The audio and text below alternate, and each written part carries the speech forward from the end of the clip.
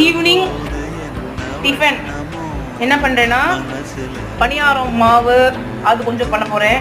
அப்புறம் வந்து முட்டை பணியாரம் பண்ண போகிறோம். ஆனியன், பச்சை மிளகாய், ஆம்லெட், பொடி. முன்னாடி சொன்னேன் ஆம்லெட் பொடி வந்து முன்னாடி எப்படி பண்ணுவேன்னு சொல்லி கொடுத்தேன். அது போட்டு கொஞ்சம்